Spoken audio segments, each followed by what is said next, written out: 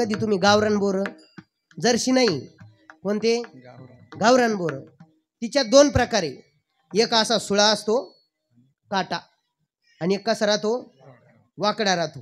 एक म्हणतो इकडे एक म्हणतो तिकडे जाय, एक म्हणतो हा, म्हणजे तिच्याकडे दोन्ही पण आहे. विठ्ठल पण अशी असलेली बोर तुकोबारायांना बोरच का घे वाटले असल याचं चिंतन आपण नंतर पाहू. पण बोरीला सुद्धा ते काय करतात, चंदनासारखं तिला आपला सुगंध हा चंदन देतो. चंदनाने बोरी व्यापिल्या. दुसऱ्या चरणामध्ये तुकोबराय म्हणतात, गुणदोष याती न विचारिता काही, ठाव दिला पायी आपुलिया. माझं त्यांनी गुण पाहिले नाही, दोष पाहिले नाही, पायाच्या ठिकाणी मला काय दिला, ठाव दिला.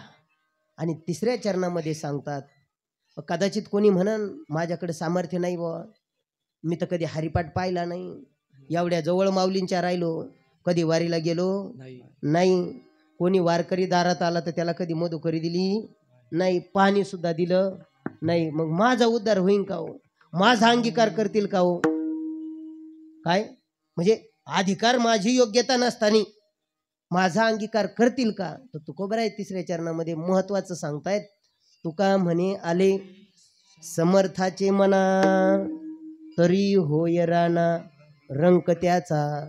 समर्थाच्या का मनामध्ये एकदा आलं का मग रंक जरी असला, दास जरी असला, कपळ करंटा जरी असला, तरी सुद्धा त्याचा काय होतो, तरी होय राणा रंक त्याचा. फक्त कोणाच्या मनात आलं पाहिजे, समर्थाच्या मना. विठ्ठल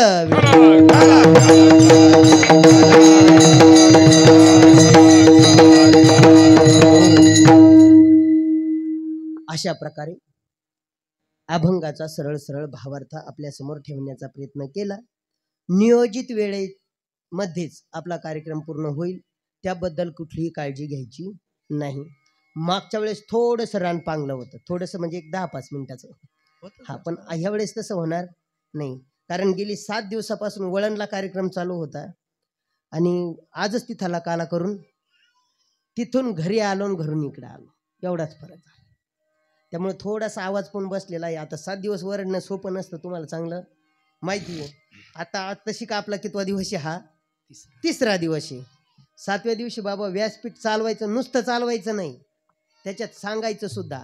7 ते 12:30 पर्यंत, कितीपर्यंत चालवायचं व्यासपीठ, 7 ते 12:30. हा, पण छान आहे. मुळात म्हणजे जशी मला माणसं पाहिजे होती तशी मला माणसं भेटली बाबा. असं कधी होत नाही. कधी कोणाला सांगायची आवड राहते तर समोरच्याला ऐकायची आवड नसते. हां, पण इथं महाराज 12:30 वाजले तरी ती मंडळी मांडी मोडीत नाही हो. सुवर्ण महोत्सव यावर्षी त्या सप्ताहाचा झाला. एवढं आवर्जून का सांगतो, आपल्याला पण सुवर्ण महोत्सव करायचा. हा, म्हणजे आम्ही असू नाही तर नसू तवा, पण अशी पिढी तयार करा पुढं का कायमस्वरूपी आपल्या मंदिरामध्ये हरिपाठ भजन टाळ वाजत राहायला पाहिजे. काय करायला पाहिजे, विठ्ठल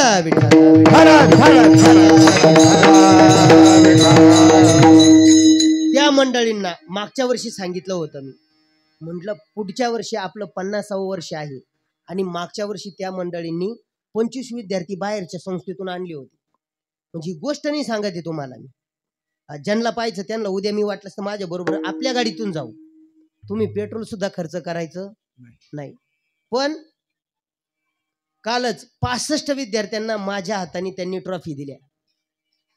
मी म्हणजे माझं मोठेपणा नाही सांगत आहे, पण त्या गावातल्या 2 जणांनी जबाबदारी घेतली. बरं, ते सामान्य आहेत महाराज, नाही सामान्य भजनी आहेत, 2च जण आहेत महाराज, पण त्या 2 जणांनी हे 60 ते 65 विद्यार्थी उभे केले. यावेळेस कीर्तनाला, या सुवर्ण महोत्सवाला बाहेरून एकही विद्यार्थी आणला नाही, फक्त 2 गायक आणि 1 वादक. एवढा मोठा कार्यक्रम होता. बरं, कार्यक्रम तिथं साधे नव्हते, साधे म्हणजे पैशावाले कार्यक्रम होते. आपल्याला नाही परवडायचे ना, आपल्याला तसे नको पण आहेत. हा, का नको आहेत, आपल्याला नुसता भडका नाही करायचा आहे. आता त्यांचं 50वं वर्ष होतं, त्याच्यामुळे त्यांनी भडका पण केला आणि सामान्य पण ठेवला. म्हणजे आपल्या बाबांचं प्रवचन पण त्या ठिकाणी होतं. सगळ्यात पहिलं म्हणजे मोठ्या बाबांनी सुरुवात केली पारायणाची. पहिल्या दिवशी मोठे बाबा आले, म्हणजे कोणते आपले भास्कर गिरीजी महाराजांनी पहिल्या दिवशी काय केली, सुरुवात केली.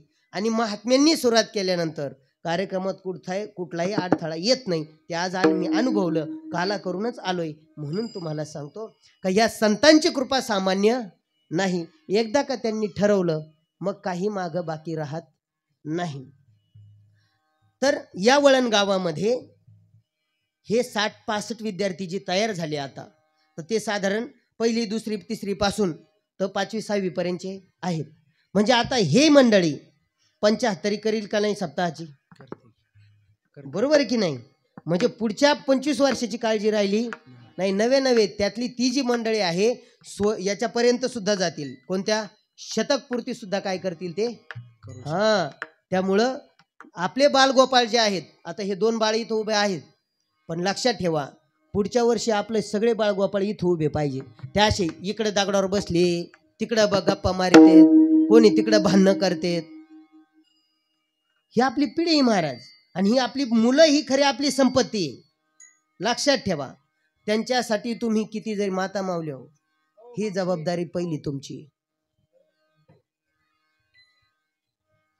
अहो तिथं काम हाताचं नाहीये, तोंडाचं. हा, उलट झालं का? हा, विठ्ठल.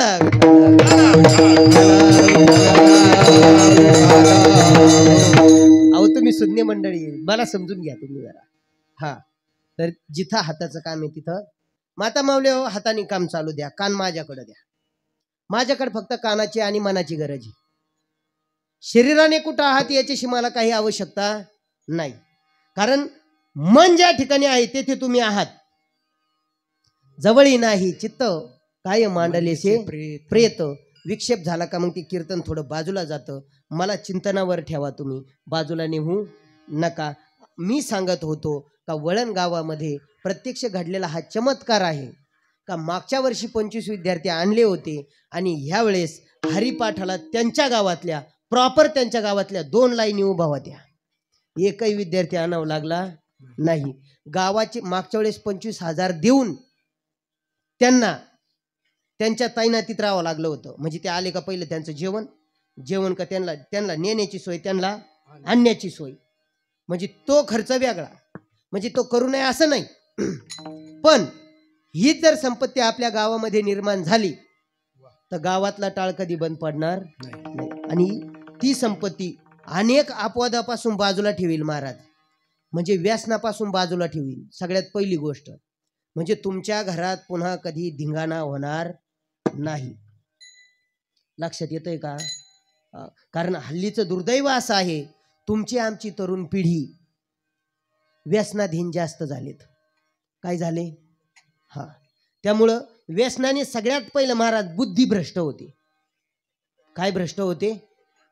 माता माऊली ऐकताय ना? आणि ही मी पुन्हा तुमच्याकडेच काय येतो, कारण सर्वस्वी जबाबदारी तुमची माय हो. हात जोडून तुम्हाला विनंती आहे, त्या मोबाईलला तुम्ही काय करा, थोडंसं बाजूला राहू द्या. कारण त्यात असं आहे महाराज, सॉफ्टवेअर इतके अपडेट झालेले असतात. तुम्ही समजा एखाद्या प्रकारचा व्हिडिओ पाहिला, कारण ज्यावेळेस नंतर तुम्ही मोबाईल चालू करणार त्या टायमाला तुम्हाला त्याच प्रकारच्या अनेक काय येतात, व्हिडिओ येतात. बरं, जे तुम्ही पाहणार तेच तुमच्या जवळ असलेले लहान बाळं पाहणार. बरं, आता समजा तुमच्या बुद्धीमध्ये तरी सार आसार निवडण्याची काय आहे, क्षमता आहे, पण त्या लहान बाळाच्या बुद्धीमध्ये आज ती योग्यता नाही.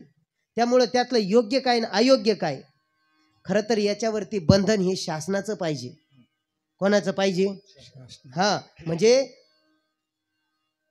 या मीडियावरती किंवा टीव्हीवरती येणारे जे कार्यक्रम आहेत, तर लहान मुलांच्या बुद्धीवरती विपरीत परिणाम होणार नाही असे कार्यक्रम त्याच्यावरती अपलोड असले पाहिजे.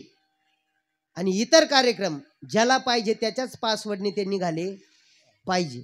म्हणजे नसावा असं नाही, पण त्याच्यावरती काय असला पाहिजे, प्रतिबंध असला पाहिजे. म्हणून विज्ञान आम्हाला एक हे आला होता निबंध महाराज, 10वीलाच निबंध होता तो. म्हणजे 2000ला काय होता तो निबंध होता, 2000 साली. विज्ञान शाप की वरदान. तर त्याचं उत्तर थोडक्यात असं आहे, योग्य प्रकारे जर त्याचा वापर केला तर ते वरदान आहे, पण जर त्याचा वापर योग्य नाही केला तर ते शापच आहे महाराज.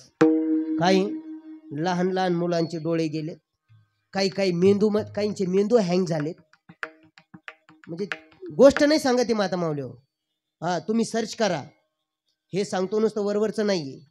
हा, कारण त्याची जी स्क्रीन आहे, त्याची जी लाईट आहे, तर त्यांनी सगळ्यात पहिलं काय जातं, डोळे जातात आणि विचार करण्याची क्षमता संपते महाराज.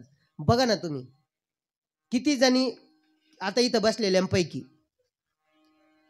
आपल्या घरातल्या सगळ्यांचे नंबर किती जणांच्या पाठी मला सांगा बरं, वर बोट करा. आपल्या घरातले सगळ्यांचे नंबर. नाही, लाजू नका अजिबात बाळांनो, खरंच लाजू नका. आणि तुमच्या पाठ असणं हे गरजेचंच आहे, कारण कुठं चुकले बिकले तर त्यांना नंबर सांगितला का तुम्ही घरापर्यंत काय होतान, पोहोचतान. म्हणजे ते नंबर पाठ असणं गरजेचं आहे. पण ज्यावेळेस ते साधे मोबाईल होते का, तेव्हा नंबर सगळ्याच्या पाठ होती. काय, जेव्हापासून नवीन अपडेशन आले, म्हणजे 4G आला, 5G आला, तेव्हापासून, म्हणजे स्मार्टफोन जेव्हापासून आले तेव्हापासून नावं टाईप करायची गरज राहिली नाही. कशाची, कोणाचे नंबर लक्षात ठेवायची गरज राहिली नाही. त्याची मेमोरी वाढली, मोबाईलची मेमोरी वाढत चालली महाराज. कोणाची, म्हणजे यंत्राची मेमोरी काय होत चालली, माणसाने जे निर्माण केलंय त्याची मेमोरी वाढत चालली. हा, माणसाची. म्हणजे आता तुम्हाला आत्ताशी कीर्तन कळायला लागलं, विठ्ठला. म्हणजे मला जे सांगायचं ते तुम्हाला समजलंय. माणसाची मेमोरी काय होत चालली, बरं ही फक्त ठराविकच माणसाची होत चालली. जे यंत्राच्या अधीन होत चालले त्यांची मेमोरी कमी होत चालली महाराज. आणि जे यंत्रापासून बाजूला राहतात आणि बाजूला राहून संशोधन करतात त्यांची मेमोरी वाढत चालली. आणि त्या ठराविकच मंडळींच्या ताब्यामध्ये इथून पुढं काय राहणार आहे, सगळी सत्ता राहणार आहे महाराज. का, कारण तुम्ही आम्ही अधीन झालेलो आहे. इंद्रियाचे पण अधीन आहोत, मनाचे पण अधीन आहोत. विठ्ठला.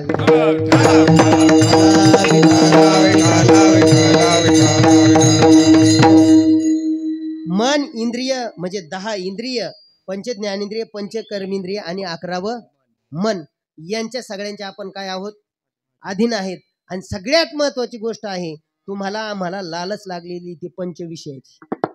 कशाची, पंचविषयाची. शब्द, पुढं काय, शब्द, स्पर्श, रूप, रस आणि गंध, हे पंच काय आहेत, विषय आहेत. या विषयांचे एक महत्वाचं आहे, एक एक जण एका एकाच्या नादानी मेलाय. म्हणजे मेला हा शब्द वापरतो, नाही तर मग इंग्रजीतून कायला सांगता, इंग्रजीतून नको, आपलं मराठीतूनच बरं आहे. हा, कदाचित ते शिकल्यामुळं काही काही शब्द येतात, मला माफ करा. नसतो शिकलो तर तेच बरं झालं असतं. हा, पण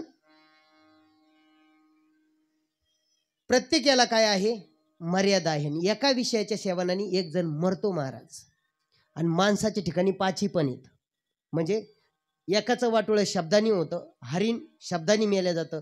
कसं जातं ते तुम्ही पहा, सगळंच ऐकतं नाही देणार. आता शब्द, त्याच्यानंतर स्पर्श, जो हत्ती आहे तो स्पर्शाच्या नादानी त्याला सुद्धा मारल्या जातं. त्याच्यानंतर रूप, हा जो आता आपण दिवे लावलेले आहेत हा तरी बरा आहे.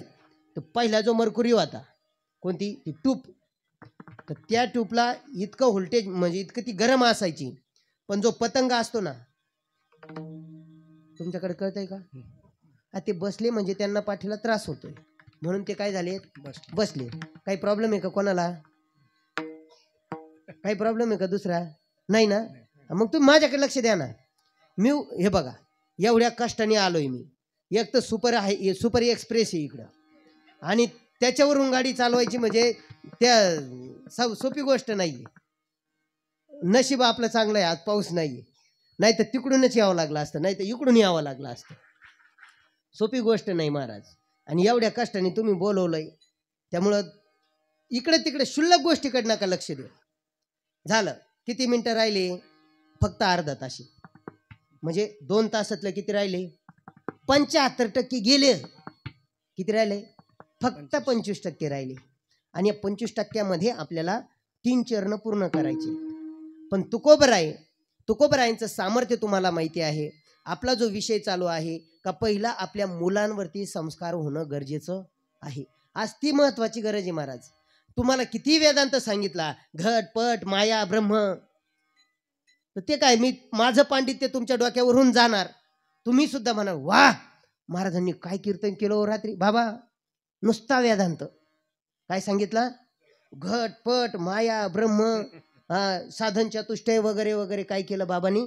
सगळा विचार सागर, ते वैराग्य त्याग वगैरे वगैरे. य लोकापासून ब्रह्म लोकापर्यंत अनुकूल असलेल्या भोगाच्या त्यागाच्या इच्छेला वैराग्य असं म्हणतात. काय म्हणतात? म्हणजे हसू नका, ही विचारसागरामध्ये वैराग्याची केलेली काय आहे? व्याख्या आहे. काय व्याख्या आहे? वैराग्य म्हणजे काय? जाऊ द्या, एवढी पाठच करून टाका तुम्ही. यह लोकापासून, नीट ऐका बरं का, मागचे ऐकताय ना, या दुकानापाशी बसलेली ऐकताय ना, यह लोकापासून ब्रह्मलोकापर्यंत अनुकूल असलेल्या भोगाच्या त्यागाच्या इच्छेस, त्यागास नाही म्हणलं, काय म्हटलंय? अनुकूल असलेल्या, प्रतिकूल नाही. मी लय त्याग, मला लय त्याग आहे महाराज, लय त्याग आहे आपल्याला. पण तो त्याग कधी कामाचा आहे माहिती आहे का? जर तुम्हाला भेटत असलं तर. काय म्हणजे आधी मिळावं आणि मग त्याचा काय करावा? त्याग करावा. म्हणजे अगोदर त्या अनुकूल भोग असावेत आणि मग त्याचा काय करावा? त्याग करावा. आहे की नाही? आता समजा मी म्हंटल 1 कोटी, काय आकाशातून पडायचे का? पडणार आहेत का? पडणार नाही. मला ते अनुकूल, मी आता म्हणतो ना 1 कोटीचा मी त्याग केला हो महाराज, तुम्हाला खरंच वाटन, पण कोणी विचारील का मला महाराज कधी भेटले होते? म्हणजे नुसतं गप्पा मारण्यात अर्थ नाही. अगोदर ते भेटलं पाहिजे, म्हणजे अनुकूल असलं पाहिजे आणि मग त्याचा काय केला पाहिजे? त्याग केला पाहिजे. जसं पूर्वीच्या ऋषी मुनींनी, केवळ ऋषी मुनीच नाही, राजे महाराजे महाराज, ज्या घरी कुलस्त्रिया राज्य राणी व संपत्ती, हे सुख सांडोनिया कासया योग सेविती, 18 भार वनस्पती, फुली फळी ओळती, 22 त्या पोखरणी नदी गंगा वाहती. सामान्य नाही, काय नाही बाळा, कीर्तन माझं चालू आहे, असं नका ना करू, समोर बसून असं नका करू. तर 22 त्या पोखरणी नदी गंगा वाहती. का त्या राजाचं वर्णन मी तुम्हाला इथं सांगतोय का ज्या राजाच्या नगरीमध्ये 18 भार वनस्पती, म्हणजे प्रत्येक ऋतूमध्ये फुलं आणि फळं देणारे वनस्पतीचे वन होते. नुसतं झाड नाही, काय होतं? वन होते. आणि 12ही महिने वाहणाऱ्या नद्या होत्या. आपली प्रवरामाई जरी असली, ह्या वर्षी जास्त खंड नाही पडला तिला, पण उन्हाळ्यामध्ये शक्यतो काय राहतो? वाळच उघडी राहते. मधून वारीला येता आम्हाला, म्हणजे कधी कधी तुम्ही म्हणता इकडून दिसत नाही, तिकडे मोकळा असलं का ते सोपं पडतं आम्हाला. कुठून? आणि तुम्हाला एक धन्यवाद द्यायचे होते मला, त्या दिवशी मी पाहिलं होतं, पण धन्यवाद यासाठी द्यायचं होतं का तुम्ही जे तिथं स्वरूप दिलं, खरंच तुम्हाला धन्यवाद आहे. नाथांचं ठिकाण हे नाथांचंच असलं पाहिजे, तिथं दुसरं काय असता कामा नाही. आणि याच्यात कुठलाही कोणाच्या वादाचा विषय नकोय, कारण मुळात असं आहे, भगवान परमात्मा इथून तिथून एकच आहे महाराज. हे तुम्ही आम्ही भांडणं करू राहिलो. बघा आता जर इथे याला ब्लेड मारलं ना तर याचं रक्त लालच निघणार आहे, कोणालाही मारलं तरी कसं निघणार आहे? लालच निघणार आहे. बरं, प्रत्येकाचा देह हा पंचभौतिकच बनलेला आहे.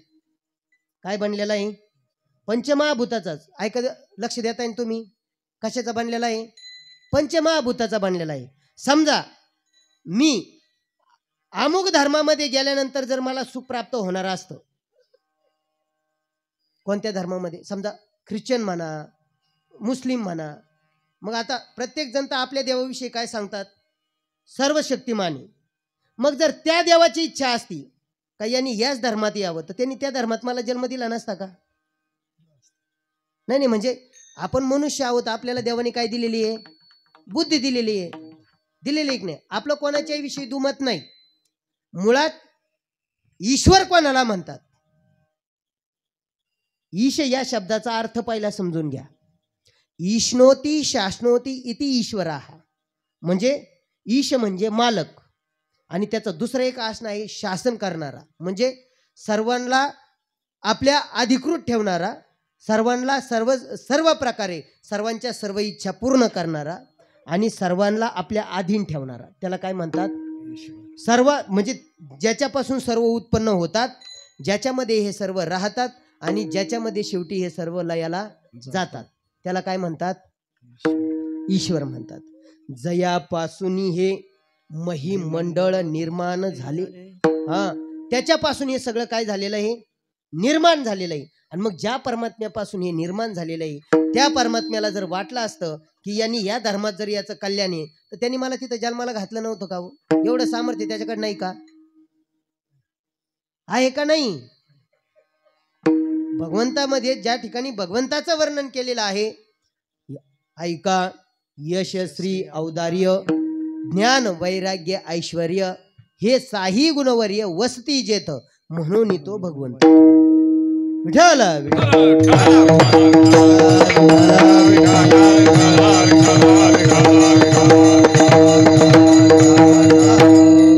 म्हणून तो भगवंत. पण त्याच्याकडे कोणते गुण असले पाहिजे? म्हणजे प्रत्येक मनुष्य जो स्वतः आहे त्यांनी या गोष्टीचा विचार करा. म्हणजे जो ज्याला असं वाटतं ना, असं स्वतःला पहिले विचारायचं, काय माणूस आहेस का? तुम्ही म्हणता तुम्हाला दिसत नाही का? काय म्हणतात? मला सगळेच मला माणसंच दिसतात महाराज.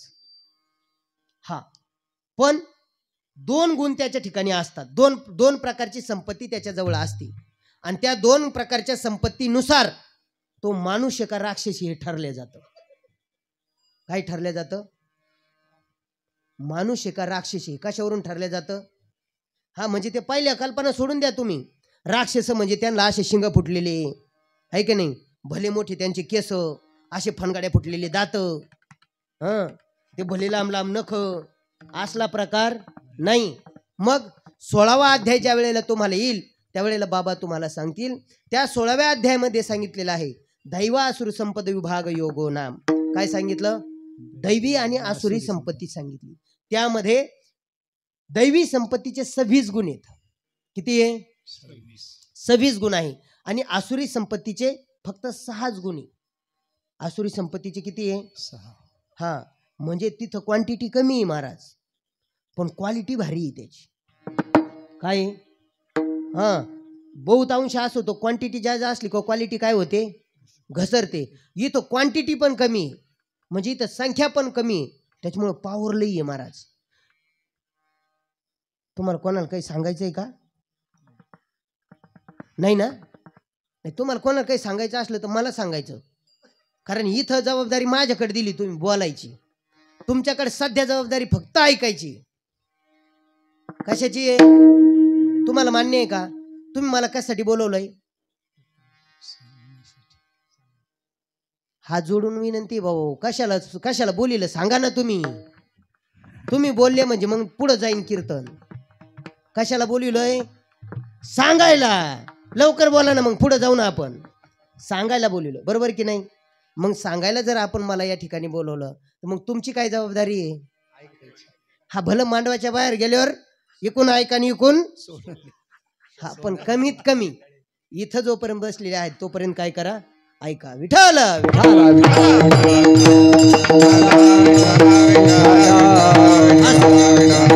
तर प्रत्येकाची दैवी संपत्ती आणि आसुरी संपत्ती या ठिकाणी सांगितलेलं आहे. तर त्या दैवी संपत्तीमध्ये अभयम सत्व संशुद्धी ज्ञान योग व्यवस्थिती दानम दमश्य यज्ञचे स्वाध्याय तप मार्जव. पहिल्या 3 श्लोकामध्ये काय सांगितली? दैवी संपत्ती सांगितली, आणि एकाच श्लोकामध्ये आसुरी संपत्ती सांगितली. दंभो दर्पो विमानस्य क्रोध पारुष्यमेवच अज्ञानम चाभिजातस्य पार्थ संपदम आसुरी. हा, ही आसुरी संपत्ती सांगितली. कोणती? दंभो दर्पो भीमानस्य क्रोध पारुष्यमेवच अज्ञानम चाभिजातस्य. आता हे बाबांकडून तुम्ही नंतर समजून घ्या, किंवा ज्यांचं प्रवचन असेल त्यांना म्हणा याच्यावर करा. कशावर? हा, दैवी संपत्ती आणि आसुरी संपत्ती. आणि याच्याही पुढे सांगू का? माऊलींची सार्थ ज्ञानेश्वरी पहा. जर नाहीच कोणी सांगणार भेटलं तर साक्षात माऊली सांगतील तुम्हाला. आहे की नाही? आमच्या माध्यमातून सांगण्यापेक्षा माऊली साक्षात सांगतील. पण ह्या दोन संपत्तीमध्ये आसुरी संपत्ती जी आहे ती बंधाला कारणीभूत आहे आणि दैवी संपत्ती जी आहे ती मोक्षाला कारणीभूत आहे. आणि जी मंडळी आसुरी संपत्तीचं अनुसरण करतात ती राक्षसी प्रवृत्तीची बनतात आणि जी मंडळी दैवी संपत्तीचं अनुसरण करतात म्हणजे दैवी गुण जे स्वतः आपल्यामध्ये आणतात त्यांची समाज पूजा करतो आणि जे आसुरी गुण आपल्यामध्ये आणतात समाज त्यांच्या पायाखाली त्यांना रमदाळतो आणि मग म्हणजे पायाखाली त्यांना काय करतो? तुडवतो. म्हणजे प्रत्यक्षात पायाखाली तुडवतो असं नाहीये. आसुरी संपत्ती थोडी ताकदीला कशी राहती? जडच राहती, पण जास्त काळ ती टिकत नाही. रावण होता महाराज. रावण काय सामान्य होता का? नाही महाराज. त्याच्यासारखी ताकद कोणाकडं नव्हती. बरं त्याचं आयुष्य किती महाराज? रावणाचं आयुष्य 14 चौकड्या. किती? ऐकताय ना तुम्ही? गोष्ट नाही सांगत मी, त्रेतायुगात घडलेली घटना सांगतोय. 14 चौकड्या म्हणजे कृत, त्रेता, द्वापर आणि कली हे त्याच्या आयुष्यामध्ये एक युग 14 वेळा झालं होतं. नाही मी तुमच्याकडे काहून पाहतो माहिती आहे का? तुम्हाला कदाचित वाटेल हे बाबा नुसतं भंपक मारित का काय. श्लोक आहे महाराज आणि तुम्ही पण लय वेळा ऐकलाय तो. कोणता? आणि ते म्हणतात पण लय स्वरामध्ये. तुम्ही म्हणू नका बरं का, मी म्हणून दाखवतो. रावणा रावणा अशा स्वरात राहत ना लग्नाच्या पंक्तीमध्ये. मी ते गग्गाच्या पलीकडे ऐकलेलं आहे. राज्य गंभीर केले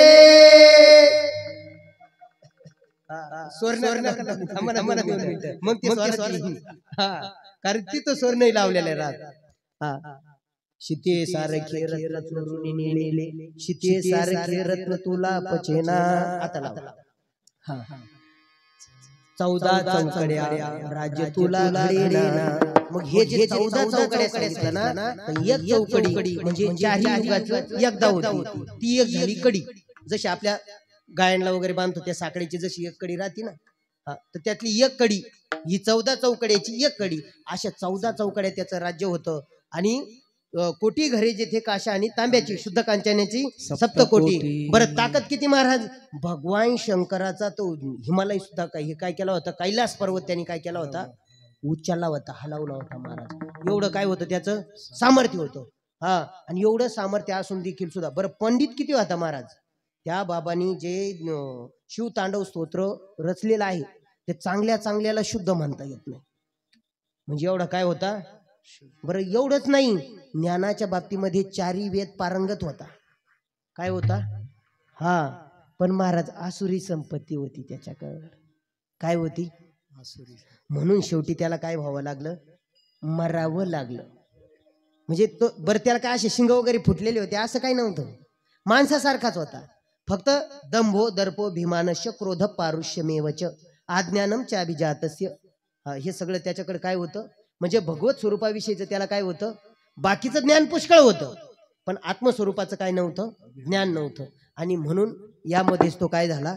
अडकल्या गेला आणि पुन्हा पुनरावृत्तीची मापा शेर झाला किंवा त्याला नरक यातना भोगाव्या लागल्या. पण असं नाही सांगता येत, असं नाही म्हणता येत. का नाही म्हणता येत? कारण मुळात रामप्रभू समोर असताना त्याचा मृत्यू झाला. कसा झाला? हे राम म्हणत म्हणत कोणाचं झाला का नाही मला माहिती नाही, पण इथं मात्र प्रत्यक्ष रामप्रभूच्या हाताने वध झालेला असल्यामुळे इथं त्याला काय झालं? मोक्षच प्राप्त झाला. का असं ठामपणे का सांगू शकतो आपण? शिशुपालाला सुद्धा काय झाला होता? मोक्ष प्राप्त झाला होता. आयशा वैरिया त्या शतधा दुर्वाक्य शब्दी निस्तेजिला अशी. म्हणजे ज्यांनी दुर्वाक्य म्हणजे शिव्या दिल्या होत्या भगवंताला, त्याचा ज्यावेळेस वध केला त्यावेळेस पण ज्यावेळेस त्याची जीवन ज्योत होती ती कुठं गेली? भगवंतामध्ये एकरूप झाली. म्हणजे तो आपण आपे ठाव दिदला आयशा वैरिया शिशुपाळा, तो आपण आपे ठाव दिदला गोपाळा. तरी ना तरी उत्तम चरणाच्या बाळा काय ध्रुवपदी चाड. तो वना आला याची लागी जे बैसाव्या पितयाची संगी की तो चंद्र सूर्या परिस जगी श्लाघ्य केला. ऐसा विठाला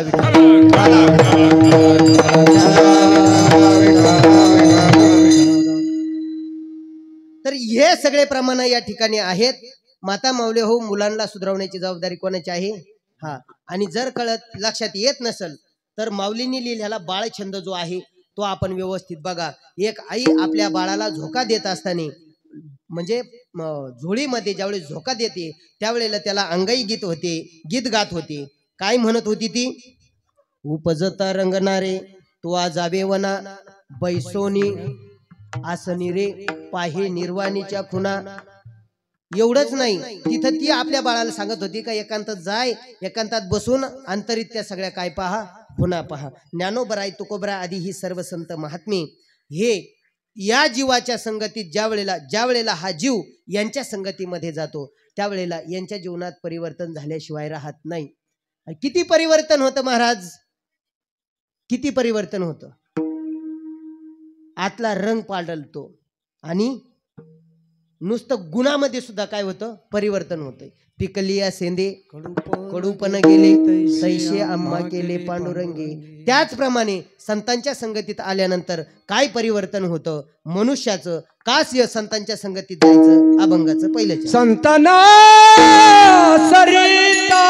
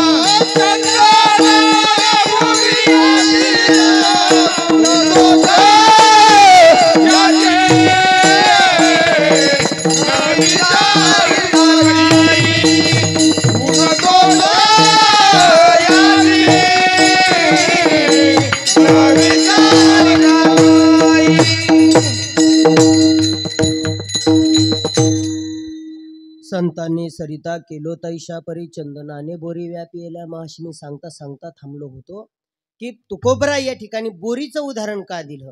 कारण बोर महाराज कोणाच्याही जरी जवळ असली तरी ती शांत राहत नाही. तिचे दोन्ही काटे काय होत राहतात, म्हणजे चंदनाला ती काय देते, त्रास देते महाराज.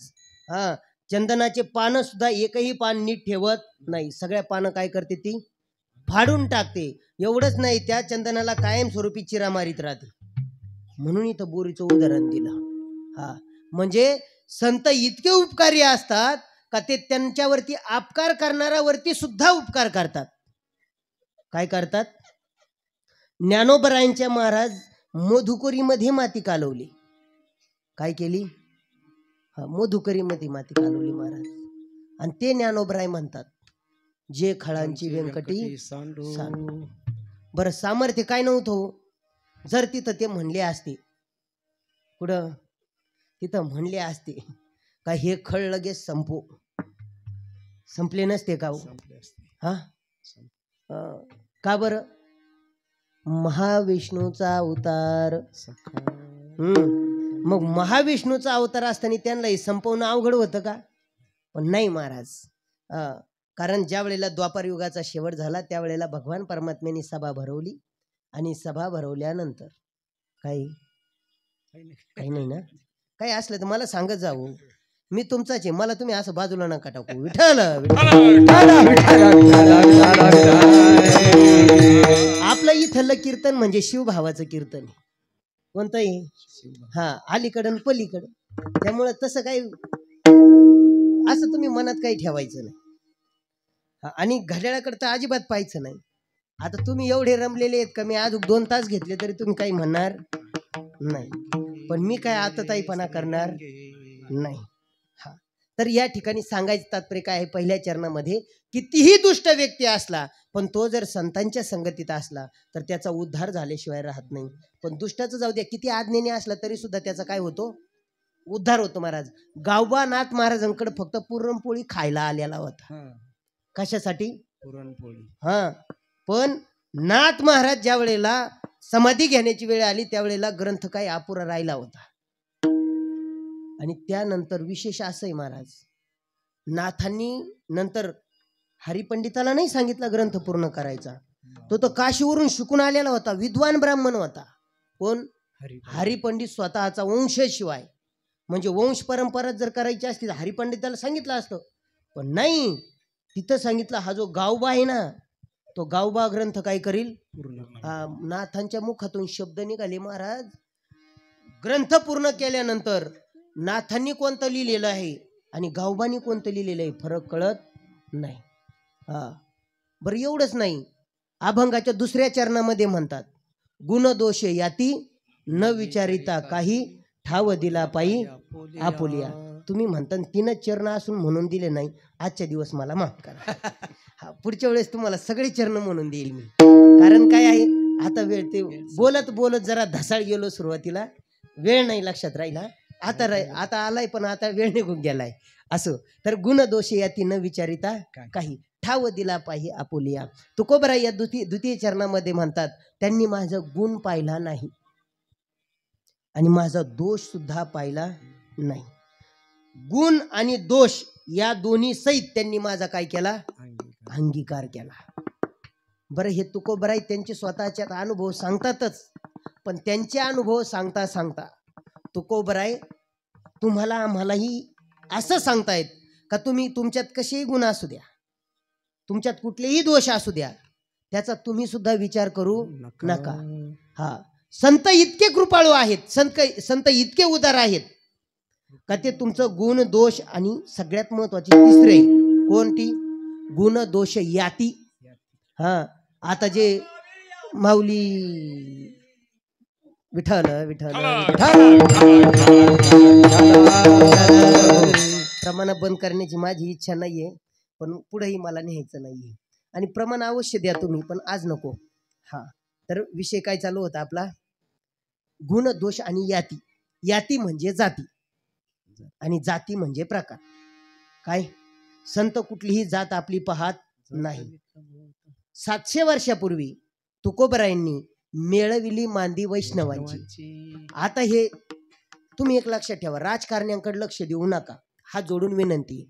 जर गावाचा विकास व्हावा असं वाटत असेल तर राजकारण्यांकडे लक्ष देऊ नका. गावाचं वाटोळं करायचं असलं तर निश्चित त्यांच्याकडे लक्ष द्या. मला कुठल्याही पार्टीचं काही घेणं देणं नाही. जो आपल्याकडे येईल तो आपला, हा आपला काही नेम आहे आणि आपल्याला कोणाकडूनही काही नकोय. कारण देणारी माऊली आमचीच लई समर्थ आहे. 11 वर्ष मधुकरी केली तेव्हा एकही दिवस उपाशी, एकाही वेळेला, दिवस नाही एकाही वेळेला उपाशी राहू दिलं नाही. किती वर्ष? 11 वर्ष. 11 वर्ष म्हणजे जेवढे वर्ष आपला सप्ताह आहे ना तेवढ्या वर्ष मधुकरी केलेली महाराज. त्यामुळे ती ताकद काय आहे हे चांगलं अनुभवातून आहे, नुसतं वरवरचं नाहीये.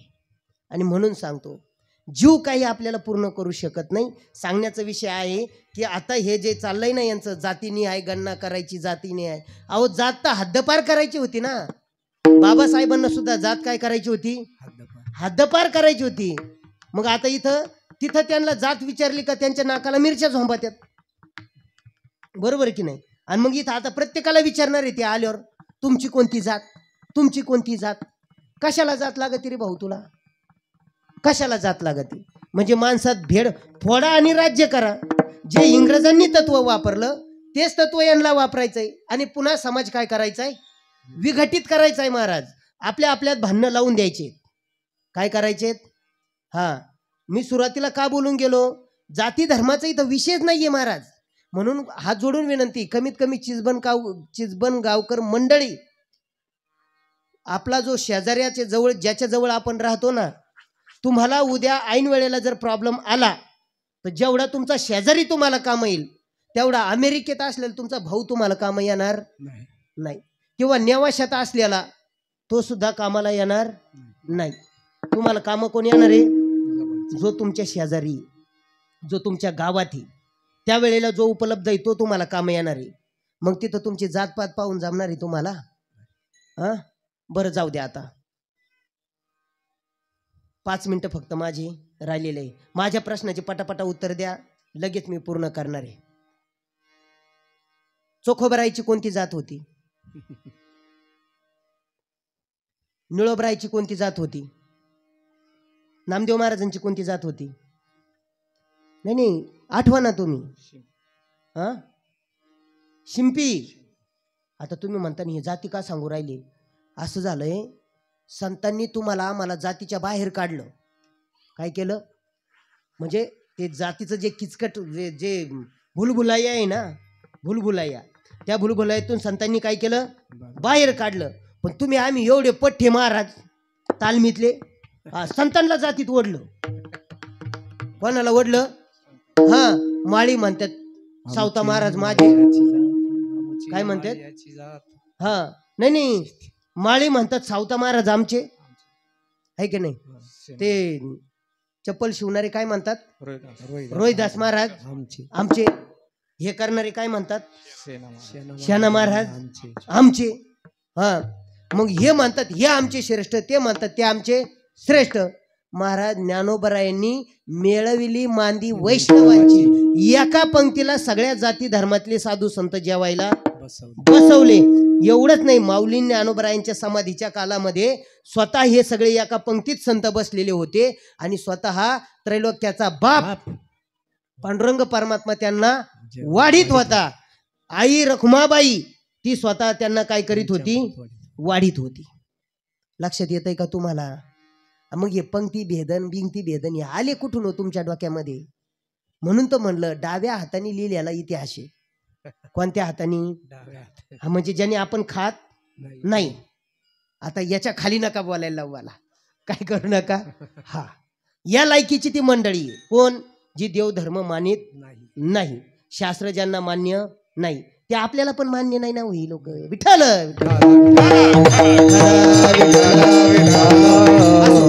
तर इथपर्यंत कळलं का आता? मग संतांनी गुणदोष याती न विचारिती काही, ते कधी गुणदोष काही पाहत नाही. उदाहरण पुष्कळ आहे देण्यासाठी, अनेकांचे चरित्र आहेत. आता ते सांगून तुमचा वेळ मी घेत नाही, कारण ते सांगायचं म्हणलं तर तुम्हाला मला एकट्याला 7 दिवस कीर्तन द्यावं लागते. किती दिवस? एवढा एक अभंग पुरा आहे 3 चरणाचा. किती दिवस? 7 दिवस. टेन्शन घ्यायचं, गुरुची कृपा आहे. पण या ठिकाणी तुकोबराय म्हणतात गुणदोष याती, गुण पाहत नाही. गावबाचे गुण पाहिले का? नाही. त्याचे अवगुण सुद्धा पाहिले नाही. आईने सांगितलं होतं बाबा याला पुरणपोळी लागती, माझी गरिबी, रोज कुठून आणू याला? काय पुरणपोळी? माझी तर एक टाइम नीट खायची पंचायती. तुमच्याकडे रोज नैवेद्य होतो ना. नाथ महाराज म्हणले काळजी करू नको, आमच्याकडे कामावाले बाकीचे भरपूर होते, बाकीचे सगळे काम करणारी माणसं आहेत, फक्त एक काम करणारे नव्हते. ते कमी हे काय करील? भरून काढीन. काय बरं त्यांनी वरून सांगितलं मी काही काम करणार नाही. ते म्हणले तू दुसरं काम करूच नको, तुला खायचं काम जमतं ना तेवढंच बस. आमच्याकडे खाणारी कमी आहेत, मग तू फक्त काय कर? हा, 9 वाजत आले का मग कीर्तनाला पुढे. हा, पण इथं धन्यवाद आहे, तुम्ही सगळी मंडळी सुरुवातीलाच या ठिकाणी आलात. आपली वेळ या ठिकाणी पूर्ण झाली. या ठिकाणी गुणदोष याती न विचारिता काही. आपण सगळे एकाच परमात्म्याची लेकरं आहोत. त्या परमात्म्याने एकाच प्रकारात सगळ्याला जन्माला घातलेला आहे.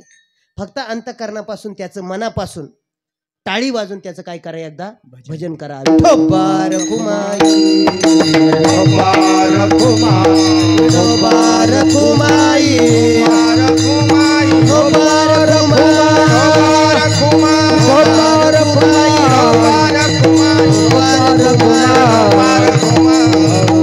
गुणदोष याती न विचारिता काही, ठाव दिला पायी आपोलिया. या ठिकाणी तुकोबराय म्हणतात त्यांनी माझी गुण दोष याती काही पाहिलं नाही आणि मला आपल्या पायावरती काय केलं? स्थान दिलं. बरं नुसतं स्थान दिलं असं नाही, संतांचं महात्म्य आणखी एक तुकोबरा एके ठिकाणी सांगतात, आपुल्या सारिखे करीती तात्काळ नाही काळ लांब नका जाऊ ना महाराज. हे तुमच्या समोर जे 3.5 हाताचं उभा दिसतंय ना, हे ह्या योग्यतेचा अजिबात नव्हतं. हा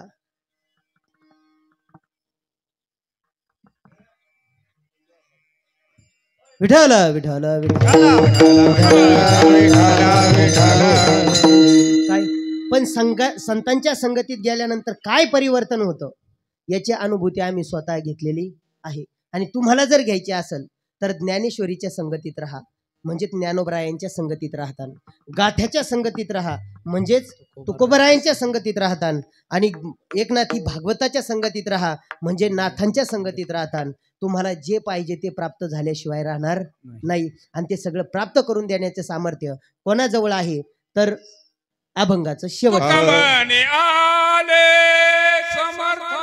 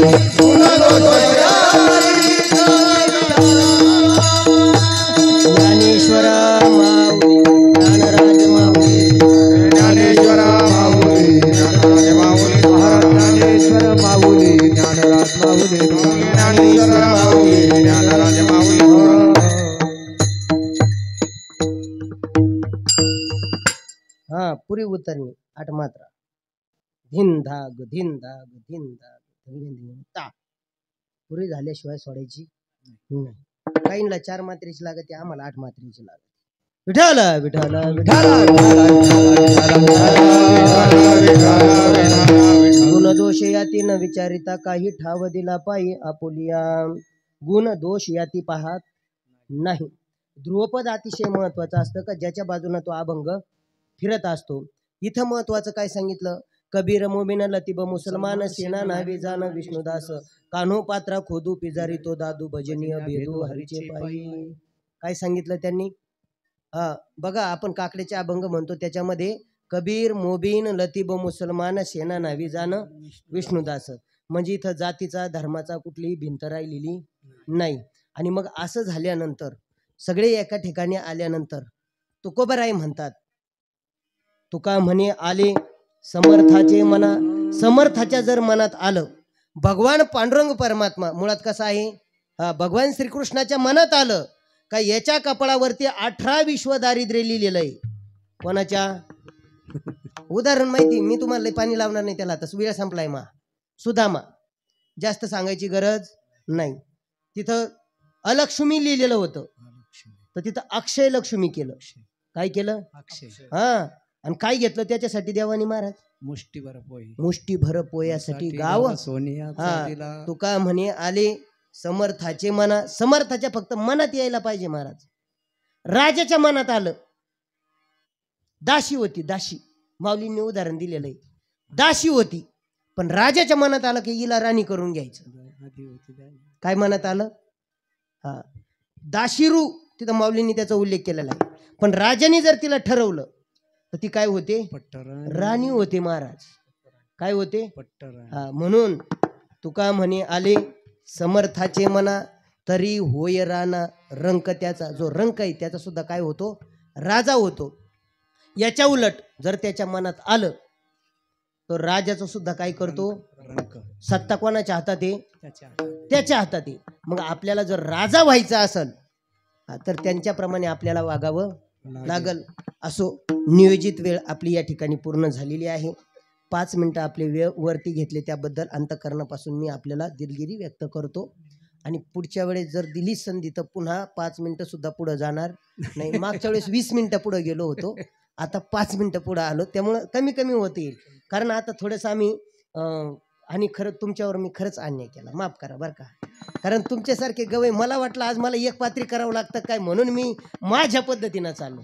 पण प्रत्येक चरण तुम्हाला द्यायला पाहिजे होतं. पण निश्चित इथून पुढं इथं संख्या जरी कमी असली ना महाराज, पण माणसं दर्दी आहेत. कशी आहेत? आणि संख्येपेक्षा गर्दीपेक्षा दर्दी महत्वाची. म्हणून आपणा सर्वांच्या चरणी प्रथमतः मारुतीराय मला आज खूप प्रसन्न दिसत आहेत. तुम्हाला दिसतेत का नाही मला माहिती नाही, पण मारुतीराय आज कशी दिसत आहेत? मला रोजच प्रसन्न मला आज दिसत आहेत. बाकी तुमचं रोज तुम्ही पाहता, मी रोज नाही येत पाहायला. तर मारुतीराय अतिशय आपल्यावरती प्रसन्न आहेत. आणि त्याचप्रमाणे हीच प्रसन्नता जशी त्यांच्याकडे आहे तशीच आपल्या सगळ्यावरती ती झळकली पाहिजे. आपण मनापासून एकदा ते संतचे ना महाराज कोण आहेत? मारुतीराय स्वतः कोण आहेत? नवे नवे अग्रगण्य संतच ते आहेत का? महारुद्राचा अवतार आहे महाराज. आणि सगळ्यात पहिला वारकरी कोण आहे? भगवान शंकर आहे. कापडी कोण आहे सगळ्यात पहिले? भगवान शंकर. ना तरी आदि गुरु शंकरा लागोनी शिष्य परंपरा. आणि त्यामुळं त्यांच्यापासूनच हा संप्रदाय असल्यामुळं त्यांची कृपा निश्चित आपल्यावरती आहे. परमात्म्याची तुम्ही सेवा गेली 11 वर्ष करतायत, त्यामुळं परमात्मा तर प्रसन्न आहेच, बरोबर की नाही? आता फक्त प्रसन्नता आपल्या घरातली वाढवण्यासाठी घरामध्ये काहीतरी नित्यपाठ नित्यपूजा चालू करा. म्हणजे ज्ञानेश्वरीचे ओवे म्हणा, हरिपाठ म्हणा, रोज नियमाने हरिपाठ चुकवायचा नाही. आणि मंदिरातला टाळसुद्धा चुकवायचा नाही. आता एवढी सुंदर या ठिकाणी वास्तू झाली, ज्यांनी दिली त्यांना धन्यवाद. ज्यांनी चांगल्या प्रकारे करून घेतली त्यांना सुद्धा समस्त ग्रामस्थ मंडळी सुद्धा विशेष धन्यवाद. कारण मागच्या वेळेस आपण पाहिलेलं होतं कशी परिस्थिती होती. यावेळेस कीर्तन चालू असतानाच तिथून काहीतरी पडलं होतं. आपण आता एकदम छान काम या ठिकाणी झालेलं आहे. देवा तेवढे आपल्याला धन्यवाद कमीच आहे. भगवान परमात्मा करो अशीच पारमार्थिक आणि व्यावहारिक प्रगती आपल्या सर्वांची चांगल्या प्रकारे हो. तया सत्कर्मी रती वाढो. प्रत्येकाला माऊलींनी सांगितल्याप्रमाणे सत्कर्मामध्ये प्रत्येकाची या ठिकाणी रती वाढली पाहिजे. जी मंडळी या ठिकाणी मुक्त हस्ताने अन्नदान करतात त्यांनाही विशेष धन्यवाद आहे. कारण एक शीत दिलेले अन्न कोटी कुळाचे उद्धरण. या ठिकाणी धर्म कार्यामध्ये अन्नदान जो करतो त्याच्या कोटी कुळाचा काय होतो? उद्धार होतो. ज्ञानदान करणाऱ्याच्याही कोटी कुळाचा काय होतो?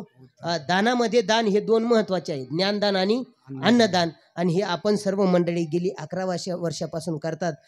व्यासपीठाच्या वतीनं आपल्याला विशेष धन्यवाद. झालेली सेवा पांडुरंग परमात्म्याच्या चरणी या ठिकाणी समर्पित करतो. जे काही योग्य आहे ते सर्व गुरुवर्यांचं आहे. चुकीचे काही शब्द गेलेले असतील ते या ठिकाणी सोडून द्या. जे योग्य आहे ते आपल्या मनामध्ये धारण करा. बोलण्याच्या ओघामध्ये कमी जास्त, शेवटी माणूस आहे, चूक होत नाही असं नाही, माणूस आहे, बोलण्याच्या ओघात कमी जास्त शब्द जाऊ शकतात. परंतु मायबापाच्या अंतकरणाने या ठिकाणी चुकलेले शब्द सोडून द्या. माझी मला परत करा. आणि जे योग्य आहे ते निश्चित आपल्या अंतकरणामध्ये ठसवा. कुठल्याही प्रकारचा भेद आपल्या ठिकाणी ठेवू नका. जातीभेद, कुठल्याही प्रकारचा जातीभेद, पंथभेद, आणखी काय लहान मोठा गरीब श्रीमंत कुठलाही प्रकार ठेवू नका. शेवटी प्रत्येकाला जायचं, जसा आलाय तसं त्याला, जो खाटेवर आलेला आहे त्याला ताटीवर जायचंय. म्हणून एवढं लक्षात ठेवायचं आणि संतांनी सांगितलेल्या प्रमाणे आपण आपलं जीवन चालवायचं. निश्चित संतांची आपल्यावरती कृपा होणार आहे. ही सेवा आपणा सर्व श्रोते मंडळीच्या चरणी, सर्व गायक वादक मंडळी, हार्मोनियम वादक, पखवाद वादक, आपण गायक विनेकरी मंडळी, त्या ठिकाणी आजूबाजूला बसलेले सगळे जे मला दिसतात नाही दिसतात ते सर्वांना धन्यवाद आहे. चांगल्या प्रकारे आपण श्रवण केला आपणा सर्वांच्या चरणी. या ठिकाणी फक्त आता आरती होईल आणि त्यानंतर सेवा काय होईल? पूर्ण होईल. हरी जय विठ्ठल, जय हरी विठ्ठल, जय विठ्ठल, जय हरी.